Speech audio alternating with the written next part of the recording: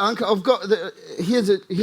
I've thought of a couple of, from the book, there's some things that I think we should leave people to read themselves, and go on that journey. Some heavy stuff in there. Yeah, it's just... But one doco that I'd watched quite a way back, which when I realised that you'd actually been there, was, has anyone seen Wild Wild Country? Yeah. So when I got up to the bit, because I'm going to be totally honest, chapter 6, I cried. I had to have a cup of tea and really... Everyone needs a break after chapter 6. Yeah. It's when I get messages. I'm a sensitive person, and that one was took me, for a big ride. But Wild Wild Country. So just explain about Osho and Bhagwan. Yeah, it's so interesting because a lot of people, I think especially in New Zealand, but also many other countries, only know about Bhagwan or Rajneesh, as he was called back then, and now Osho, as he, he's actually dead now, but then rebranded himself. So he's just talked about as Osho these days. Most people have only heard about him and this whole movement behind him through the Stocker, Wild Wild Country. And for me, it was kind of, I wouldn't say old news. It was old news in the sense of a lot of people in Germany already knew what had gone down in Rajneeshpuram in Oregon. So Rajneesh or Bhagwan was this Indian mystic, guru, very, very clever, wise man, charlatan, master manipulator who had a knack, who kind of really had a good spot with a lot of Westerners in the 80s, a lot of Germans. I think a third of his followers were actually from Germany. Wow. Interesting, lots of theories around why that was. And he had this sort of, and it was, his ashram in Pune that was established back then just was this magnet for so many 20s to 30, 40-year-olds from the West. A lot of them also some intellectuals and more sort of, I would say, more middle-class people probably who flocked there and found themselves. And it was also quite a sort of free love environment, and there were all these new teachings. But there was also this total devotion to the guru, and everyone wore their orange garbs, and Bhagwan had his 90-something Rolls Royces and all his diamond watches, and if anyone who wasn't a follower thought that was wrong, that was just sort of explained away as, he's just showing you how attached you are to material things, and it's just a way of really showing his wisdom. Well, anyway, I'm clearly not a fan. I was quite fascinated by him, though, because as you said before, Cologne, where I grew up, there was actually the European headquarters of the whole sannyasin movement. So sannyasins are the seekers. God, it's so weird. Can I just throw this in? Yeah. The audiobook for my book came out this week and is read by a young Australian voice actor who obviously sounds nothing like me. She does a good job. Frank's listening to it. I just can't bear it. But sometimes there's just some word. At least they asked me how to pronounce some Maori words, so that's good. Yeah. I'm not the expert in that, but I think I gave them the right pronunciation. Yeah. But they didn't ask me about some of the other words. And so it's sannyasin. She says sannyasin or something like that. Just learned that today. Sannyasin is the word for the seekers, and this is what the followers of Bhagwan call themselves. Anyway, long story short, and where was I going with all this? In the 80s, when I, was just sort of finishing school in Germany, I was still a teenager, they ran these cool discos in Germany.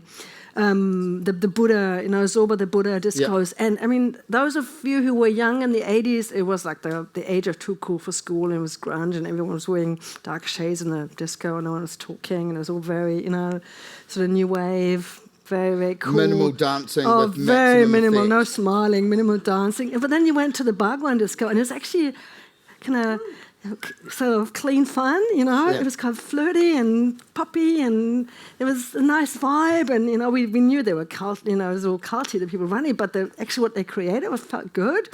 And it was when there were footmarks on the walls, they would always put white color over them the next day. So everything was just so sparkly, clean, and I was always fascinated by them and also a little bit repulsed, and and in Germany we were very aware of what this whole movement was and what went down in Oregon, and then Sheila, the secretary and spokesperson of Osho, who was later blamed for all the bioterror attacks they did, she actually lived in Switzerland. I think she still lives in Switzerland. So there's always a lot of awareness around these people. But I realized when this doco came out that this was big, like, wow, this has existed. And so I had an assignment, but also it was a private trip I did with my dear husband. In 2017, we actually spent a week in this ashram in Pune because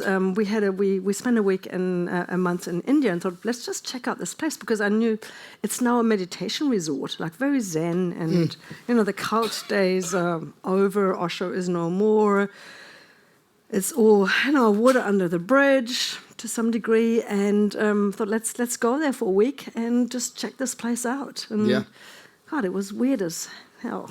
Well, because some like from the Cashram, from what you say in the book, and without giving it, leaving some stuff so that we can still sell some books after the show. Cause I mean, the Osho stuff's not big in there, so we can fully jump into it, and then all the other stuff. But you speak to one guy who was there, and he was at the Oregon.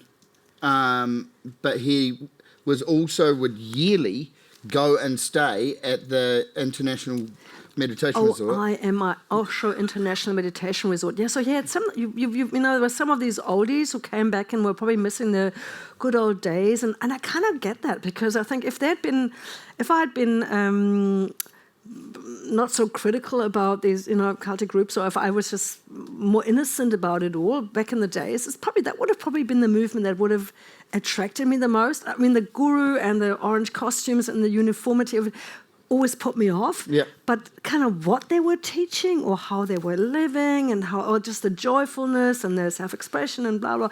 It's definitely closer to what I can embrace than, let's say, what they teach in Gloriaville, as far as cults go, or Scientology, and that would probably be more my scene. Yeah. So I get it why there was something, why people were also really nostalgic about it, who were there back in the days, and they had these amazing times, and this is their master, and then blah blah blah, all the wonderful things he brought into their lives and whatnot. Well, you know what though, it's only.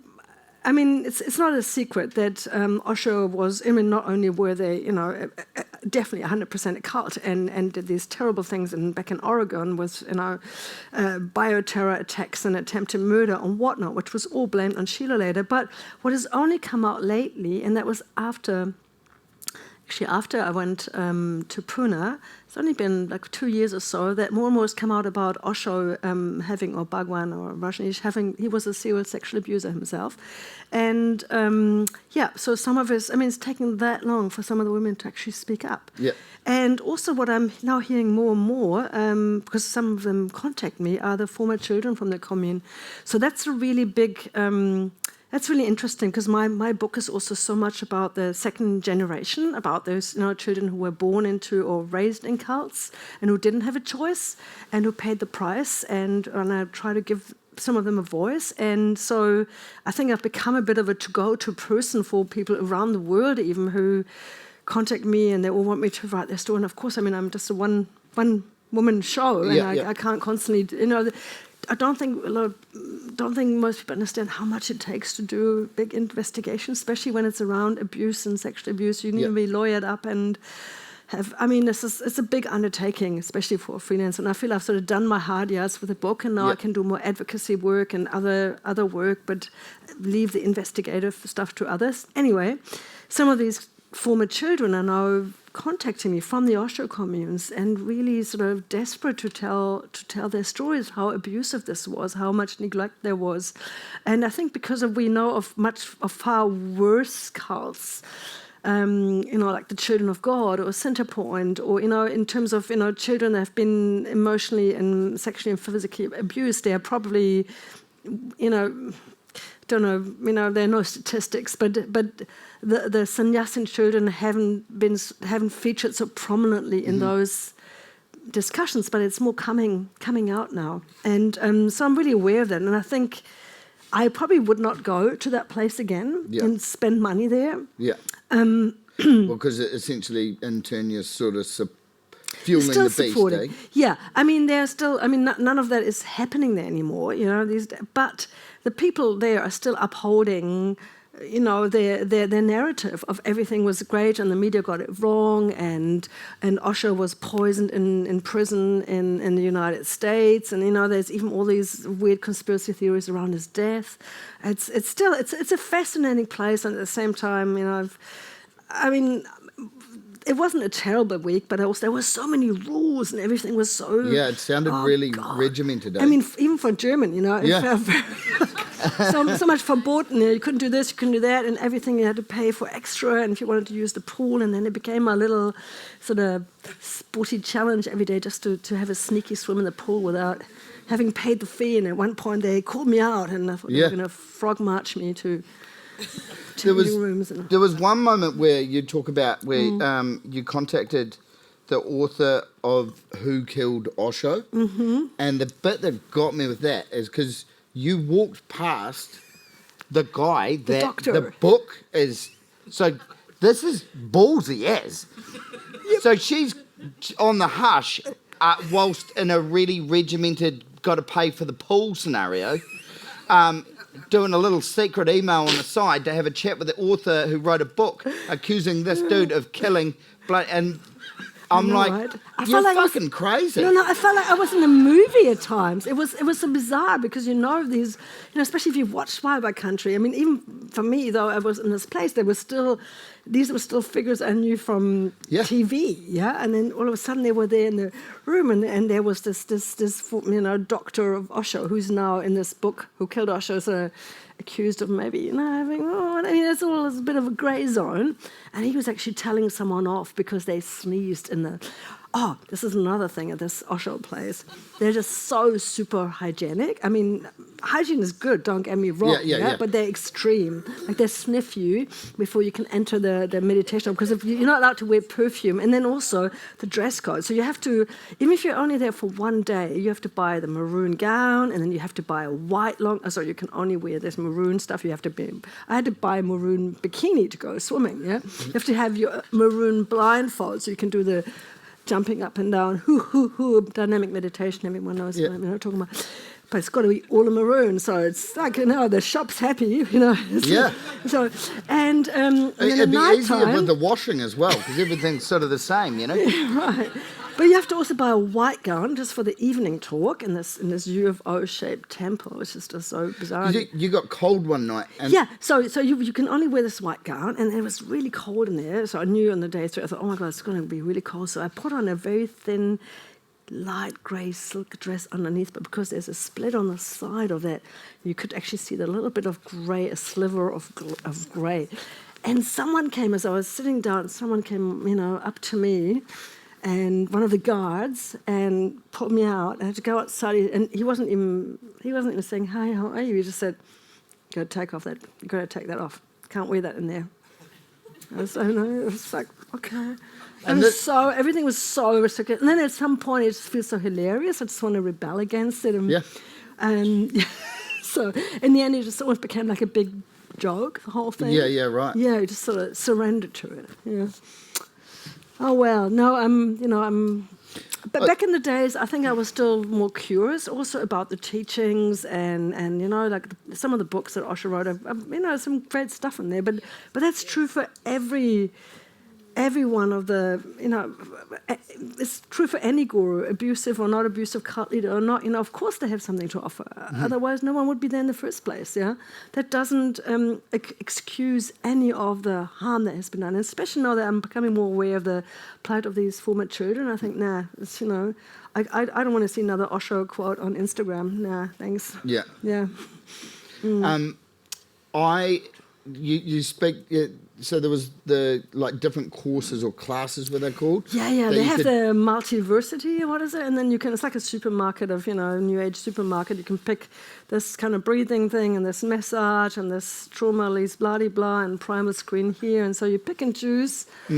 And get your sessions, and some of them were good. What was your favourite one? Because you did quite a lot. One? You got busy. I think right. I did one that was called. I think it was just called breath work. We thought, okay, that sounds very innocuous, but what it actually was is it's this like what's it called? De-armoring. Where the guy tortured me. He pushes these buttons on your body and you scream and it hurts and it brings up all your anger and you feel a lot of relief afterwards. I mean, that works, but again, looking at these things now, I think, these sort of more brutal, cathartic ways that make you feel amazing afterwards because the pain's gone and you release something. But does it really change things? I don't know. I had some nice massages. That was great. Oh, and I did. Sorry, no, you tell me. What have you done? Well, I did some research after and into dervishing. Oh yeah, the Sufi whirling. Yeah, did that. Okay. I reckon I'll be up for that. I tell you what. I was thinking down London Street, heading down to Paris to get some milk. I'm trying to remember how it went. So I think you had to look at your hand and then you turn around. And at first it was fun. It's for a few minutes. And it's all about basically getting out of your head, which is great for me because I'm in my head a lot. Yes. And so I'm anything, whether it's ecstatic dance or it's bring it on. I'm here for that, yeah? So I thought, let's try Sufi whirling. It was one of these classes, yeah? It's a form of meditation in a way because you focus on the whirling, yeah? And I got totally sick and collapsed.